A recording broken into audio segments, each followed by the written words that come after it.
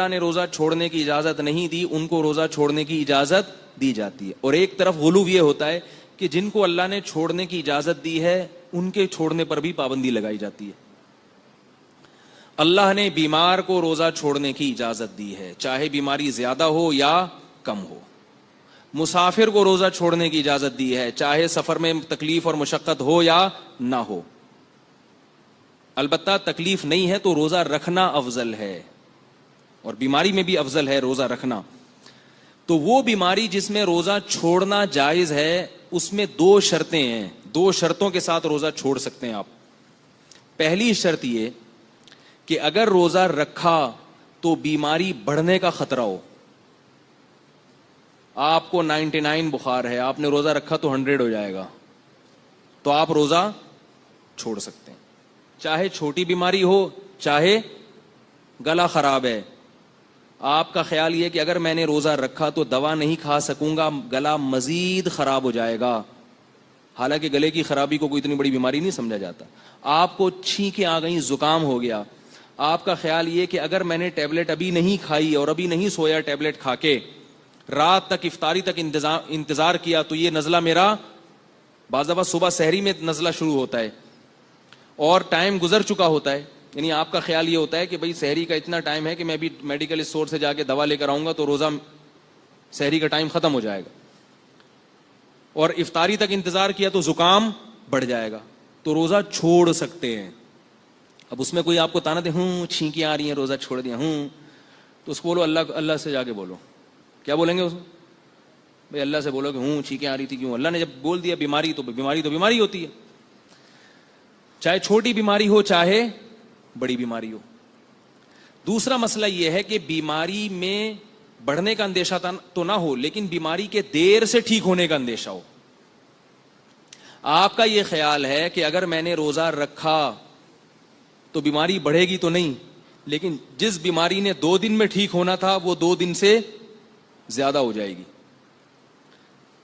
اگر یہ 2 کنڈیشن نہیں ہے تو پھر بیماری میں روزہ چھوڑنا جائز نہیں ہے, کیونکہ روزہ بیماری کو کچھ کہہ نہیں رہا نا. بعض بیماریاں ایسی ہوتی ہیں بھوکا رہنے سے جلدی ٹھیک ہو جاتا ہے انسان, اور یاد رکھو زکام ایسی بیماری ہے جس میں بھوکا رہنے سے جلدی ٹھیک ہوتا ہے آدمی. یہ تو میں اس لیے کہہ رہا ہوں کہ کسی کو ٹیبلٹ کھانی ہو تو پھر روزہ نہیں رکھ سکتا, ورنہ عام حالات میں بھوکا رہنے سے زکام جلدی ٹھیک ہوتا ہے. نہیں آ رہی بات؟ تو ایسے زکام کے مریض کو روزہ چھوڑنے کی اجازت نہیں ہوگی جس کا یہ خیال ہو کہ یعنی کھانے سے اور بیمار ہوں گا, تو وہ تو اور بیمار ہوگا.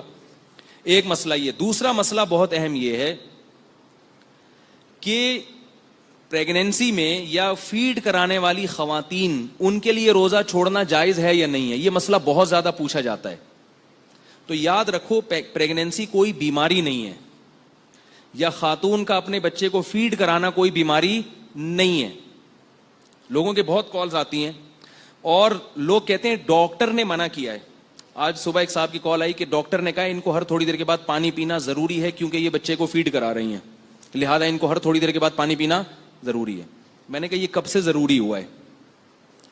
آدم علیہ السلام کے زمانے سے لے کر آج تک ہماری ماؤں کے دور تک تو پانی پینا, ڈاکٹروں کے ہاں تو صبح اٹھ کے 48 گلاس پانی پینا بھی ضروری ہو گیا ہے. سنا ہے 48 سے تھوڑا کم کر لیں. ایک صاحب نے بتایا کہ ڈاکٹر نے کہا کہ صبح 6 گلاس پانی پیا کرو.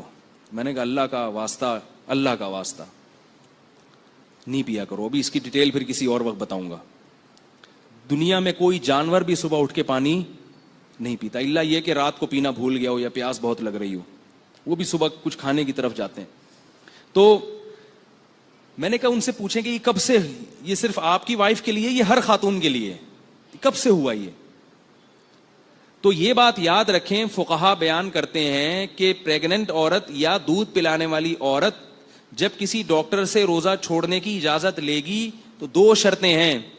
ایک تو یہ کہ ڈاکٹر اس فیلڈ کا ماہر ہو, نمبر 2 وہ ڈاکٹر دیندار ہو, رمضان کے روزے کی اہمیت بھی جانتا ہو. نہیں آ رہی بات؟ میرا خیال ہے بہت سے ڈاکٹروں کا اپنا روزہ نہیں ہوتا, وہ رمضان کی اہمیت ہی نہیں ہے ان کے دلوں میں, وہ ذرا سی باتوں پہ عورت کو اجازت دے دیتے ہیں روزہ چھوڑنے کی. تو پریگنینسی یا فیڈ کرانا یہ کوئی بیماری نہیں ہے.